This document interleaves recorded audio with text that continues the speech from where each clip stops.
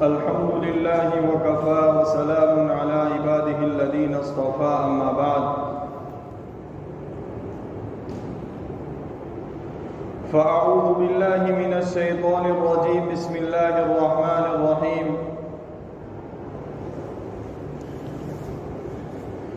فمنهم من قضى نحبه ومنهم من ينتظر وما بدلوا تبديلا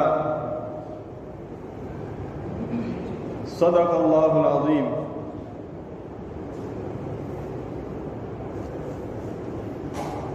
جب گلستہ کو خون کی ضرورت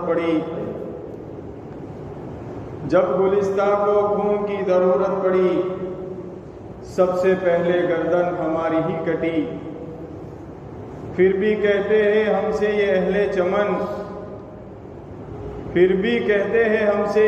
چمن یہ چمن ہمارا ہے تمہارا نہیں۔ برادران محترم، نوجوانان اسلام، 3 دن کے بعد کی تاریخ، یہ 15 اگست کی تاریخ ہے۔ 15 اگست کا دن یہ ہمارے ملک کی آزادی کا دن ہے۔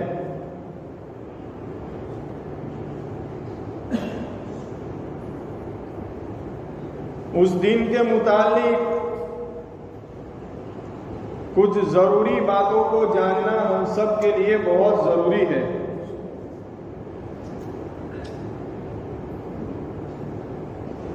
سب سے پہلے تو اپنے دل و دماغ سے اس بات کو نکال دیجئے کہ اس طرح کی باتیں کوئی سیاسی یا راجکارن کی باتیں نہیں ہیں، بلکہ ہمارے اکابرین نے جنگ آزادی کے اندر جو قربانیاں دی ہیں وہ قربانیاں ہیں، جن قربانیوں کے بدولت آج ملک ہندوستان کے اندر ہم سانس لے رہے ہیں۔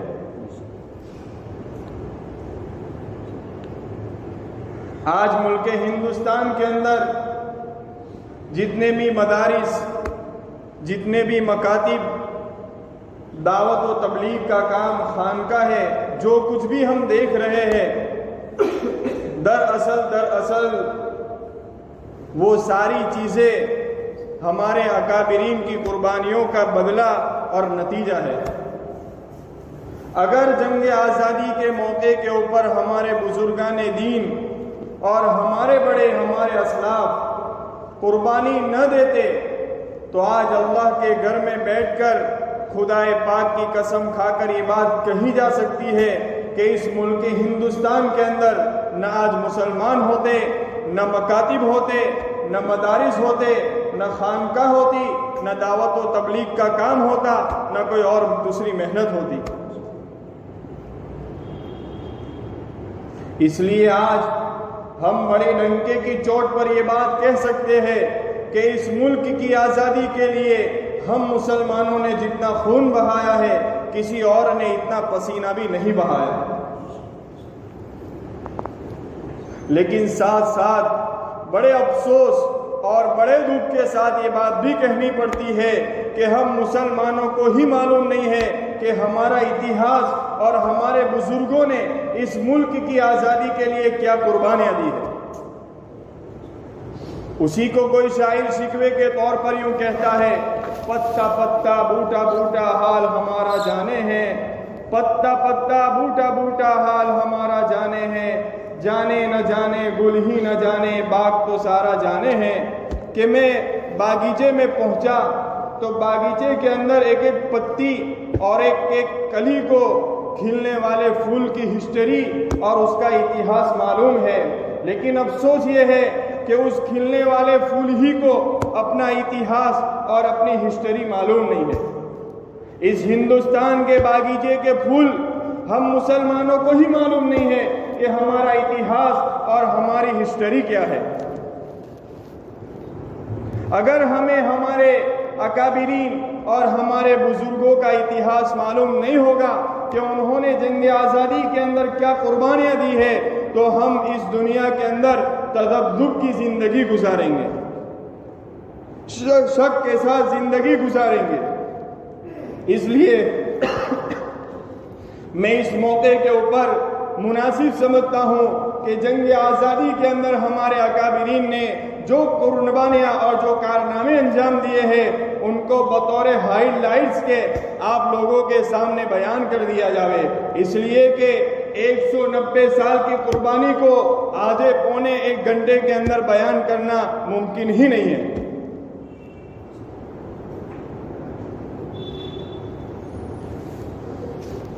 عام طور پر یہ بات کہی جاتی ہے کہ انگریزوں کے خلاف جد و جہد کا آغاز سن عیسوی 1857 سے ہوا۔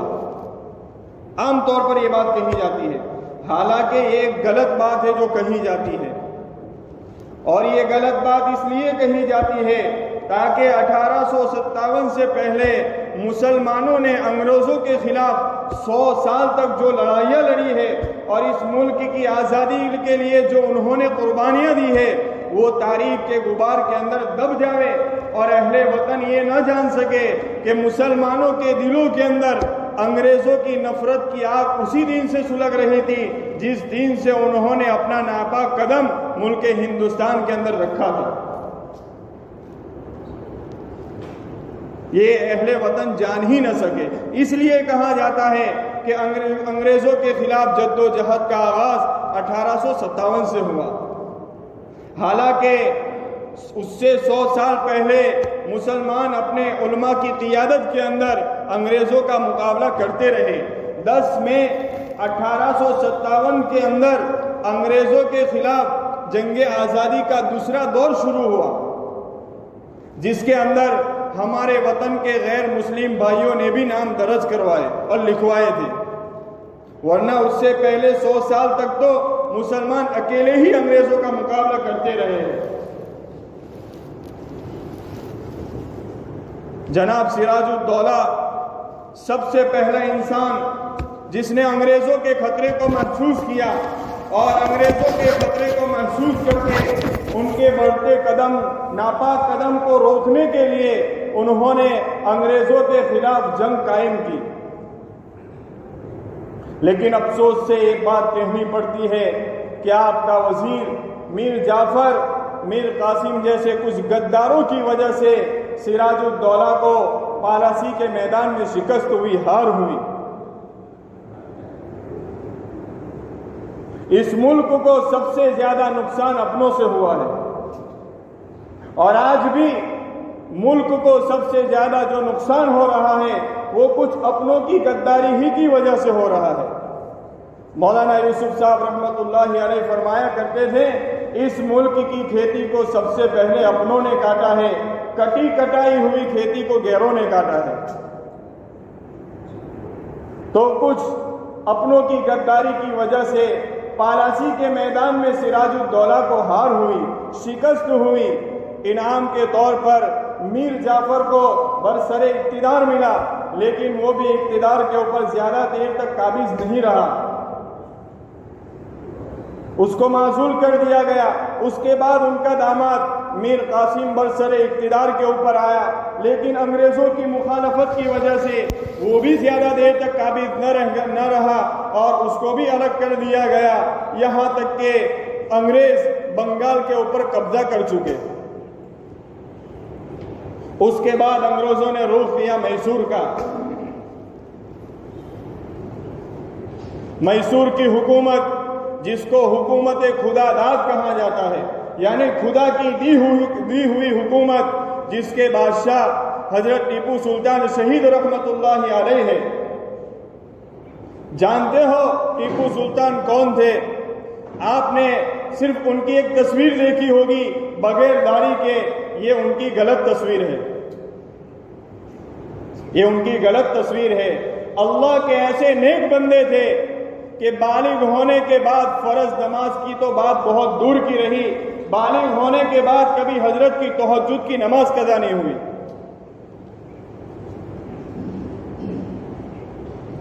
شیخ الاسلام حضرت مولانا حسین احمد مدنی نے لکھا ہے اپنے وقت کے کتب اور ابدال کے امام تھے۔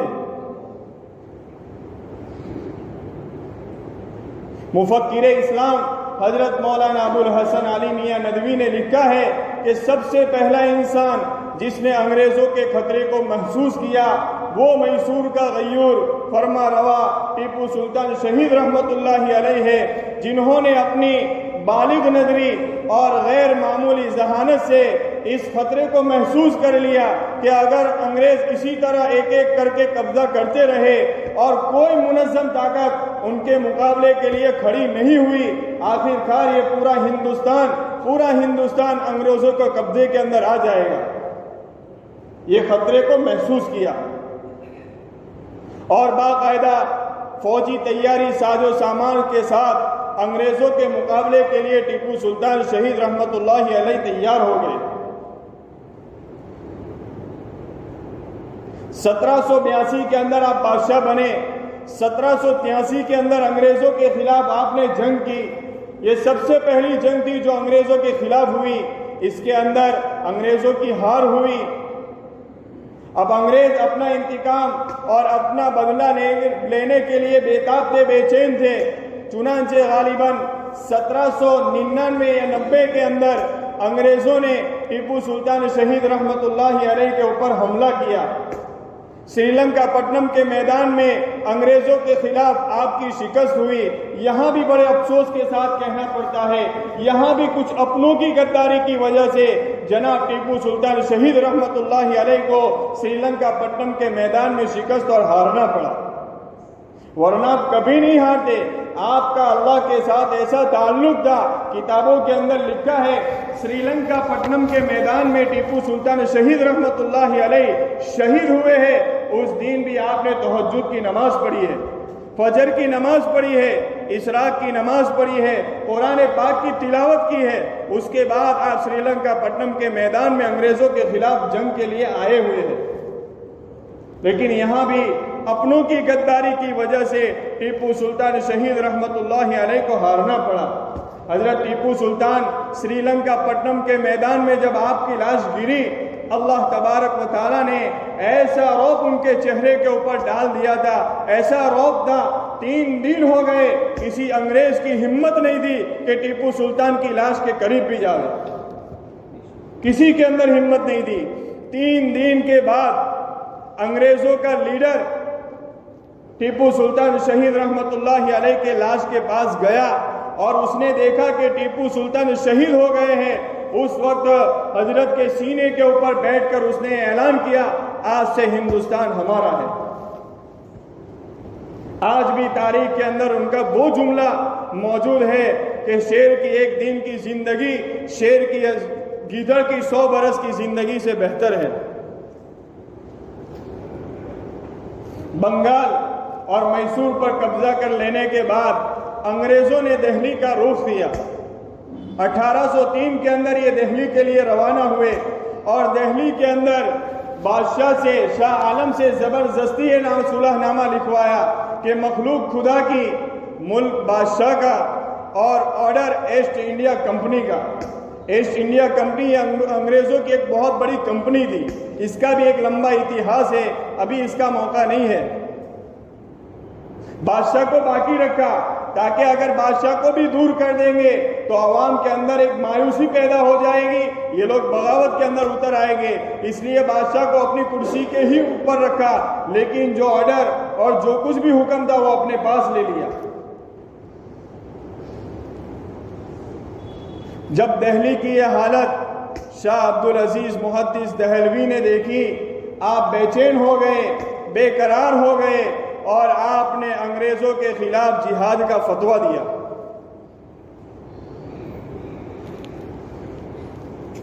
آج بھی فتاوی عزیزیہ کے اندر، فارسی کے اندر وہ فتویٰ موجود ہے۔ حضرت نے فرمایا، اے ہندوستان والو، تم غفلت کی نیند سو رہے ہو اور ہندوستان انگریزوں کا ہو چکا ہے، اب اس ہندوستان کو آزاد کرانا یہ ہمارا قومی فریضہ اور ماترو بھومی کے ساتھ پریم کا تقاضا ہے۔ انگریزوں کے خلاف جہاد کا فتویٰ دینے والے شخصیت میں اگر کسی کا سر فہرست کوئی نام ہے تو شاہ عبدالعزیز محدث دہلوی رحمۃ اللہ علیہ ہے۔ پھر آپ نے اپنے رشتہ دار سید احمد شہید کو جناب ہولکر سے مل کر انگریزوں کے مقابلہ کرنے کے لیے دعوت دی، لیکن جناب ہولکر نے انگریزوں کے خلاف صلح کی تیاری کر لی تو سید احمد شہید اور شاہ اسماعیل شہید ان دونوں نے مل کر ایک فوج تیار کی۔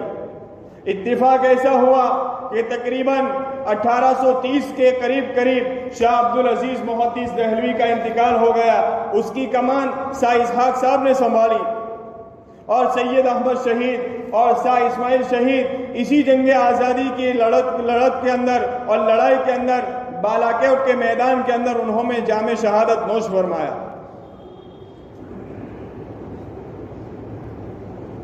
اس کے بعد 10 مئی 1857 کے اندر ایک بہت بڑی جنگ ہوئی جس کو مسلمان ویپلو کہتے ہیں اور انگریز اس کو غدر کہتے ہیں۔ بڑی جنگ ہوئی، لیکن افسوس یہ کہ اس موقع کے اوپر مسلمانوں کے ساتھ کوئی ایسی منظم طاقت نہیں تھی کہ اس ویپلو کو اور اس لڑائی کو سنبھالے۔ چنانچہ 10 مئی 1857 کے اندر یہ جنگ شروع ہوئی، یہ ویپلو شروع ہوا، اور 20 دسمبر غالباً 1857 کے اندر یہ ویپلو ناکام ہوا، مسلمانوں کی شکست اور ہار ہوئی۔ اور اس موقع کے اوپر مسلمانوں کے اوپر جو ظلم کیے گئے ہیں اس کو بیان کرنا ممکن ہی نہیں ہے۔ ایسے انگریزوں نے مسلمانوں کے اوپر ظلم کیے ہیں۔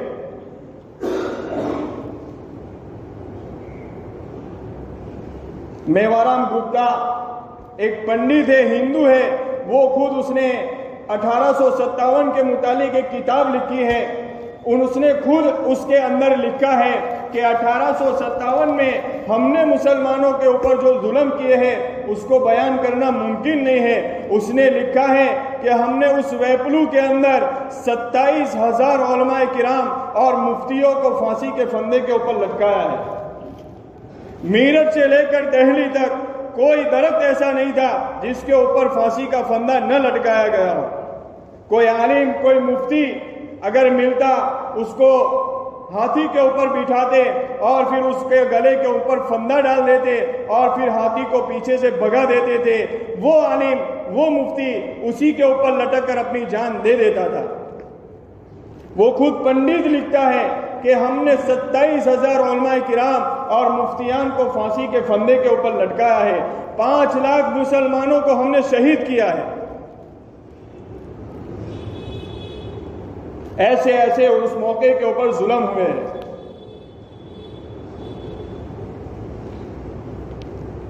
اسی موقع کے اوپر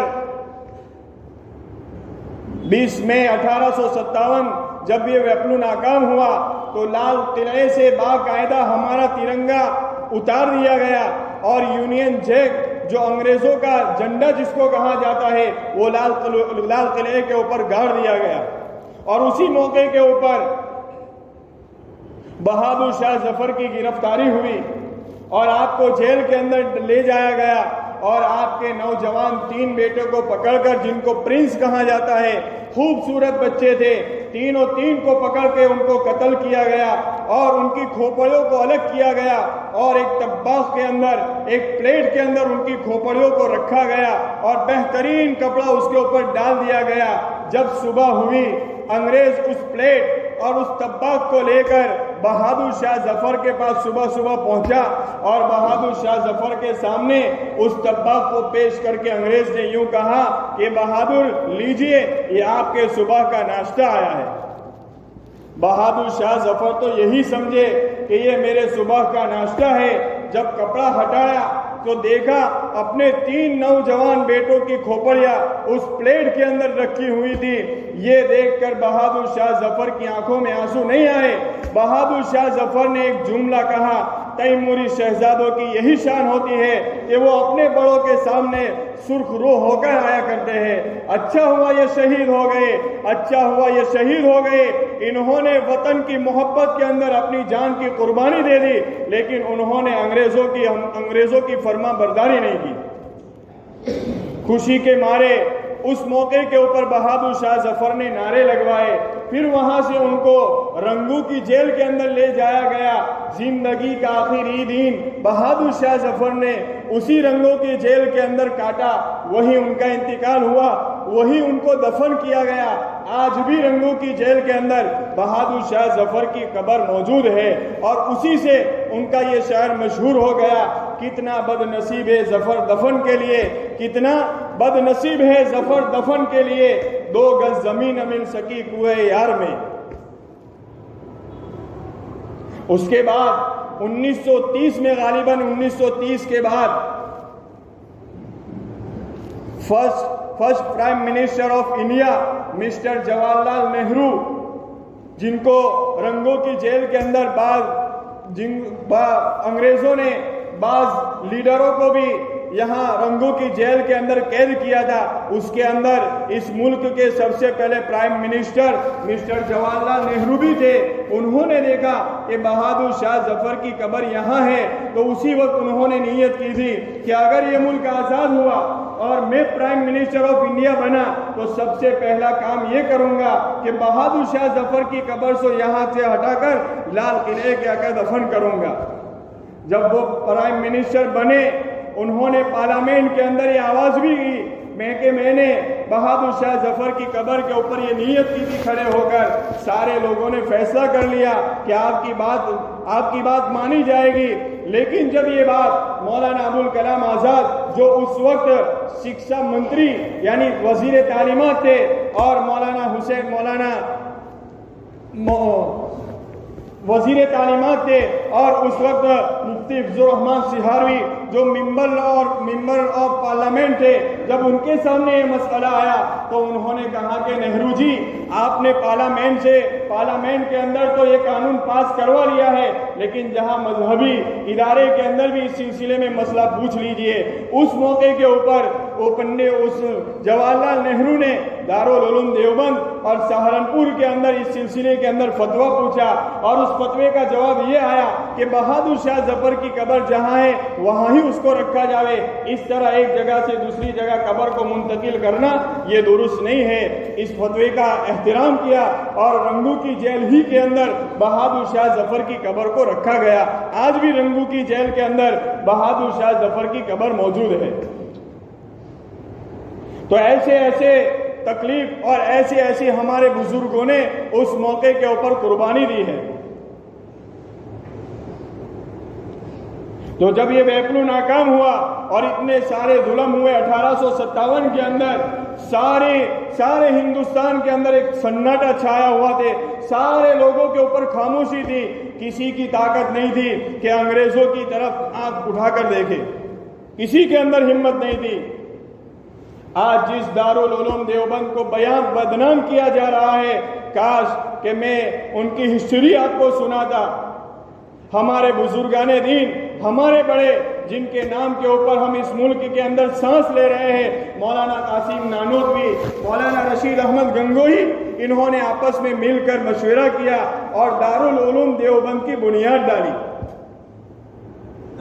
یہ دارالعلوم دیوبند کی بنیاد اسی نیت سے ڈالی گئی کہ ہم اس مدرسے سے ایسے لوگوں کو پیدا کریں گے جو اس ملک کو آزاد کرائیں گے۔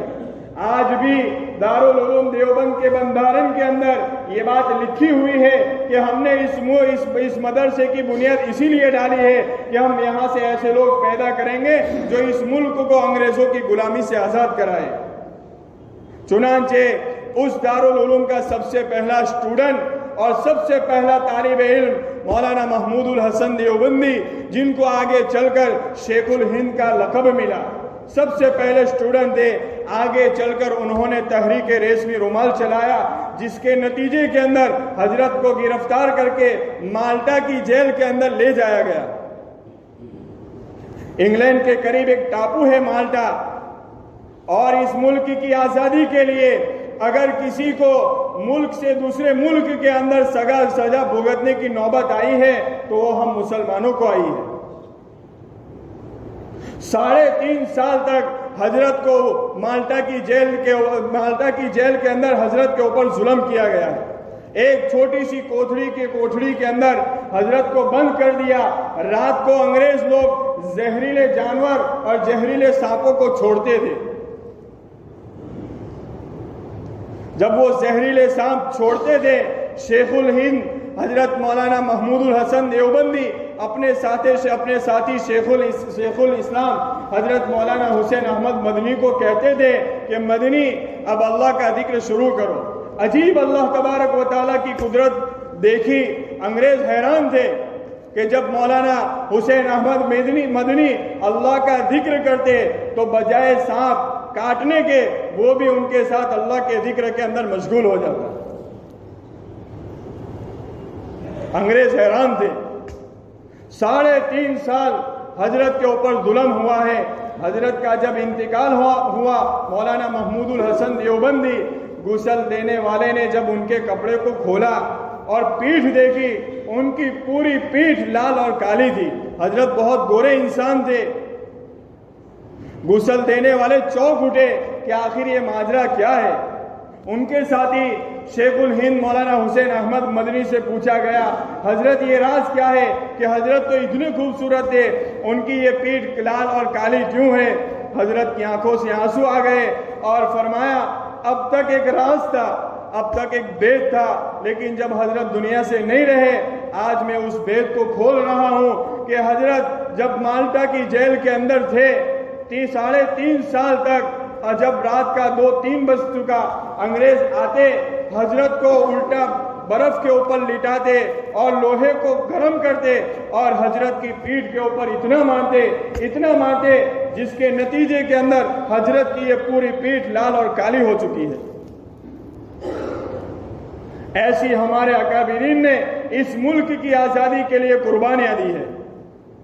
حضرت کا انتقال ہوا، مولانا محمود الحسن دیوبندی کے انتقال کا وقت کا لوگوں نے پوچھا، حضرت آپ دارالعلوم دیوبند کے سب سے پہلے اسٹوڈنٹ ہیں، ہم چاہتے ہیں کہ آپ کوئی ایسی جگہ بتاؤ جہاں ہم آپ کو دفن کریں اور آپ کی عالیشان قبر بنائیں. حضرت نے فرمایا، تم میری عالیشان قبر بنانے کی بات کرتے ہو، تم مجھ سے تو پوچھو میں کیا چاہتا ہوں. میں یہ چاہتا ہوں کہ اسی کمزوری کی حالت کے اندر انگریزوں کا مقابلہ کروں، میدان میں جا کر انگریز مجھے شہید کر دے اور ان کا غصہ میری لاش کے اوپر نکالے، میری بوٹی کر دے، مجھے کفنانے کی بھی ضرورت پیش نہ آوے، مجھے دفنانے کی بھی ضرورت پیش نہ آوے، اور جب کل قیامت کا میدان ہو لوگ اپنی قبروں سے اٹھ کر آوے اور میں کتوں کے جسم سے نکل کر آؤں اور اللہ مجھ سے پوچھے کہ محمود الحسن بتا کیا لے کر آیا ہے، تو میں کہوں کہ ہندوستان کی آزادی کے لیے میں نے اس قدر قربانی دی ہے. اولئک آبائی، یہ تھے ہمارے آبا و اجداد جنہوں نے اس ملک کی آزادی کے لیے اس قدر قربانیاں دی ہیں. لیکن میں اس موقع کے اوپر اور بہت سے واقعات کو فراموش کرتا ہوں. مولانا محمود الحسن، مولانا شیخ الہند حضرت مولانا حسین احمد مدنی، ان کو بھی جانتے ہو کون تھے. میں ان کا مختصر تعارف کرا دوں کہ جب آزاد بھارت کا جو اس وقت سب سے بڑا ایوارڈ ہوتا تھا، اس ایوارڈ کس کو دیا جاوے یہ بات آئی تو اس موقع کے اوپر سارے لوگوں نے پارلیمنٹ کے اندر یہ بات کہی کہ اگر اس ایوارڈ کا، جیسے آج کل ہمارے اس دیش کا سب سے بڑا ایوارڈ جو بھارت رتن کہا جاتا ہے جس کو، اس موقع کے اوپر کوئی اور ایوارڈ تھا جو سب سے بڑا ایوارڈ تھا، تو لوگوں نے کہا کہ اس کا حقدار مولانا حسین احمد مدنی ہے. جب حضرت کو اس ایوارڈ کے لیے بلایا گیا تو حضرت نے فرمایا، اس ملک کی آزادی کے لیے ہم نے جو لڑائیاں لڑی ہیں وہ ہم نے ایوارڈ کے لیے نہیں لڑی، ہم نے تو اللہ کو راضی کرنے کے لیے اور وطن سے محبت ہونے کے لیے لڑی ہے. حضرت نے یہ کہہ کر اس ایوارڈ کو ٹھکرا دیا اور اس ایوارڈ کو قبول نہیں کیا. یہ ہمارے بزرگوں کی تاریخ ہے کہ انہوں نے ایسی قربانیاں دی ہیں، اور ساری چیزوں کے اندر سپورٹ ہم مسلمانوں ہی نے کیا ہے. سردار ولبھ بھائی پٹیل نے جب باردولی کے اندر جب انہوں نے ایک چڑھوڑ چلائی، ان کے ساتھ کوئی نہیں تھا، کوئی ان کے ساتھ نہیں تھا. لوگ ملتے تھے الگ ہو جاتے تھے, ملتے تھے الگ ہو جاتے تھے. کاشتکاروں اور کسانوں کو لے کر انہوں نے انگریزوں کے خلاف چڑوڑ چلائی تھی. تو باردولی کے کسانوں نے اور کاشتکاروں نے اس سلسلے کے اندر یہ فتویٰ جامعہ ڈابیل کے اندر اس سلسلے کے اندر پوچھا کہ ہم اس طرح انگریزوں کی مخالفت کے اندر چڑوڑ کر رہے ہیں تو کیا ہمارے لیے جائز ہے؟ اس وقت مفتی عزیز الرحمان عثمانی نے جامعہ ڈابیل سے سردار ولبھ بھائی پٹیل کو اس سلسلے کے اندر سپورٹ کیا. جب حضرت کا فتویٰ دارالعلوم ڈابیل سے آیا تو ان کی چڑوڑ کے اندر طاقت آئی اور لوگ ان کے ساتھ جڑتے چلے گئے. ڈانڈی یاترا کے اندر بھی گاندھی جی کو اگر کسی ادارے نے سپورٹ کیا ہے تو ہمارے مدارس نے سپورٹ کیا ہے. یہ گجرات کی تاریخ ہے کہ گجرات کی سرزمین کے اوپر کسی نے بھی اگر ملک کی آزادی کی چڑوڑ کے اندر مدد کی ہے تو ہمارے مدارس ہے, ورنہ کسی بھی تنظیم نے چڑوڑ کے اندر مدد نہیں کی. تو یہ ہمارے بزرگوں کی داستان ہے کہ انہوں نے اس ملک کی آزادی کے لیے کیسی کیسی قربانیاں دی ہے. لیکن ساتھ ساتھ میں بڑے افسوس کے ساتھ یہ بات کہنی پڑتی ہے کہ جب پارٹیشن کی بات آئی اس موقع کے اوپر بھی ہم خوش نہیں تھے.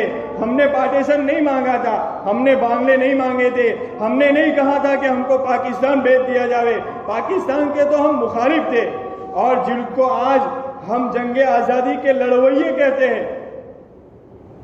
اگر میں ان لوگوں کا پروف اور اگر میں ان لوگوں کی کیا حیثیت تھی اگر میں ان کے ثابت کروں تو آپ کے بھی سر شرم کے مارے جھک جائیں گے. اور یہی جن کو ہم آزادی کے لڑوئیے کہتے ہیں یہی لوگ پارٹیشن کے حامی تھے اور انہوں نے یہی ہندوستان کے باغلے کروائے تھے. ورنہ ہم تو یہی چاہتے تھے ایک اکھنڈ ہی بھارت رہے. یہی لوگ تھے جو پارٹیشن کے اوپر راضی تھے. اسی لیے گاندھی جی نے جب یہ ملک آزاد ہوا اور گاندھی جی نے آل انڈیا ریڈیو کے اوپر جو سب سے پہلے تقریر کی, گاندھی جی کے الفاظ موجود ہیں. اگر کسی کے پاس ان کی تقریر ہو تو ان کے الفاظ یہ موجود ہیں. گاندھی جی نے اپنی پہلی تقریر کے اندر یوں کہا کہ لوگ میرے اوپر دباؤ ڈال رہے ہیں, لوگ مجھے مجبور کر رہے ہیں اور مجھے کہہ رہے ہیں کہ ان مسلمانوں کو کہو کہ پاکستان چلے جاوے. گاندھی جی کہتے ہیں کہ میں ان مسلمانوں کو کیسے کہوں کہ وہ ہندوستان چھوڑ کر پاکستان چلے جاوے. اس لیے کہ جنگ آزادی کے اندر پورا ہندوستان سو رہا تھا. اس ہندوستان کو جگانے والے مولانا محمود الحسن دیوبندی تھے. مولانا حسین احمد مدنی نے اس ملک کے خاطر قربانیاں دی ہیں. مسلمانوں نے 10-15 سال تک جیلوں کے اندر ظلم سہے ہیں. اس کے بعد یہ ملک آزاد ہوا ہے. میں ان مسلمانوں کو کس منہ سے کہوں کہ یہ پاکستان چلے جاوے. یہ گاندھی جی کے الفاظ ہیں. بہرحال خلاصہ یہ ہے کہ اس ملک کی آزادی کے لیے ہم نے بہت ساری قربانیاں دی ہیں. لیکن آج افسوس ہے کہ ہم کو ہی غدار وطن کہا جاتا ہے. اسی کو کوئی شاعر کہتا ہے, جب گلستہ کو خون کی ضرورت پڑی سب سے پہلے گردن ہماری ہی کٹی, پھر بھی کہتے ہیں ہم سے یہ اہل چمن, یہ چمن ہمارا ہے تمہارا نہیں. آج اس موقع بلکہ ایک اور بات یہ کہوں کہ گاندھی جی کو مہاتما لقب دینے والے بھی ہم مسلمان ہیں. جب گاندھی جی افریقہ سے آئے تو عبد الباری محلی فرنگی نے گاندھی جی کو مہاتما کا لقب دیا ہے. تو اس ملک کو ہم نے سب کچھ دیا ہے لیکن پھر بھی ہم ہی ہے غدار وطن. بہرحال خلاصہ یہ ہے کہ اس معزز اور اس مکرم برکت دین کے اندر ان تمام شہداء کو جنہوں نے جنگ آزادی کے اندر قربانیاں دی ہیں, ہم تہہ دل سے ان کو خراج عقیدت پیش کرتے ہیں اور دعا کرتے ہیں اللہ تبارک و تعالی ان تمام شہداء کی قبروں کو نور سے منور فرمائے. اللہ تبارک و تعالی ان کے درجات کو بلند فرمائے اور اللہ تبارک و تعالی ان کی قربانیوں کے صدقے ہمیں بھی معاف فرمائے. اور جب قیامت کے دن ان کا حساب کتاب ہو اللہ تبارک و تعالی ان کے صدقے میں ہمیں بھی